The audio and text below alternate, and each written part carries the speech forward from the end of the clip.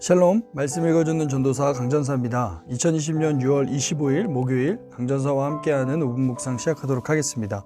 오늘의 본문은 고린도전서 15장 12절부터 19절까지의 말씀입니다. 먼저 본문 요약을 보도록 하겠습니다. 계속해서 부활에 대한 주제를 다룹니다. 조건문을 통해 예수 부활의 필요성을 논증하는데요. 먼저 12절 한 절로 크게 교회의 상황을 말하고요. 13절부터 15절까지는 죽은 자의 부활이 없는 것과 바울, 독자, 하나님과의 관련성을 다루고요.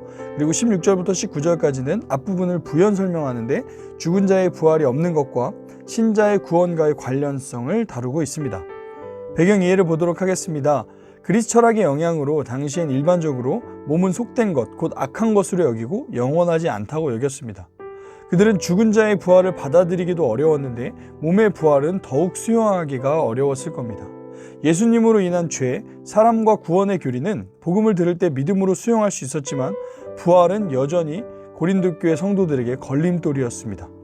교인 중 일부가 이 부활에 대해 다른 목소리를 내기 시작했고 바울은 이에 대해 메시아의 부활과 구원 과정의 연결을 통해 그들 생각을 교정하는 내용이 바로 오늘의 본문입니다. 본문으로 들어가겠습니다.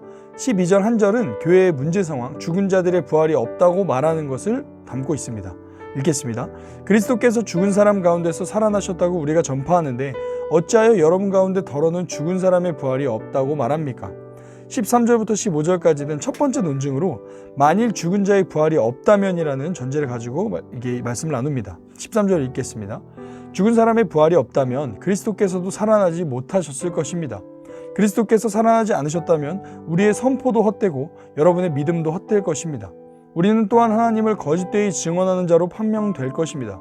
그것은 죽은 사람이 살아나는 일이 정말로 없다면 하나님께서 그리스도를 살리지 않으셨을 터인데도 하나님께서 그리스도를 살리셨다고 하나님에 대하여 우리가 증언했기 때문입니다. 두 번째 논증은 16절부터 19절까지의 내용입니다. 만일 죽은 자의 부활이 없다면이라는 두 번째 논증인데요. 16절부터 읽겠습니다. 죽은 사람들이 살아난 일이 없다면 그리스도께서 살아나신 일도 없었을 것입니다.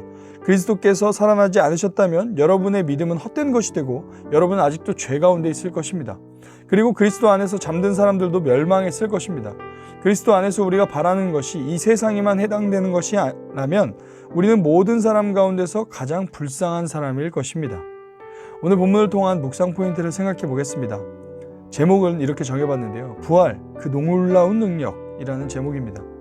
여러분, 그리스도의 부활이 없다면요, 우리가 기대를 걸 곳은 아무것도 없습니다.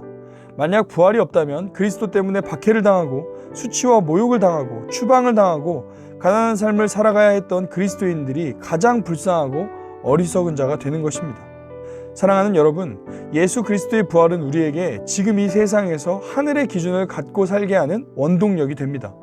이 세상에서 우리가 치르는 어떤 대가도 하늘에서 우리가 누릴 영광과 좋게 비교할 수 없게 하는 것이 바로 부활인 것입니다. 여전히 세상은 오늘도 부활이 없이 이 땅이 전부라 말하는 가치를 주장합니다. 그러나 부활은 사실입니다.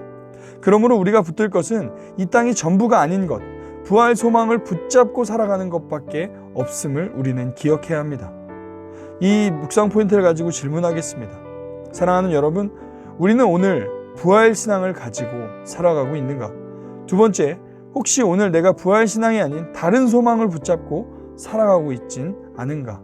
이 두 가지 질문을 우리의 삶에서 하면서 오늘 하루 예수님의 부활을 신뢰하고 나도 예수님처럼 부활할 것을 신뢰하며 살아가는 저와 여러분이 되기를 소망합니다. 감사합니다.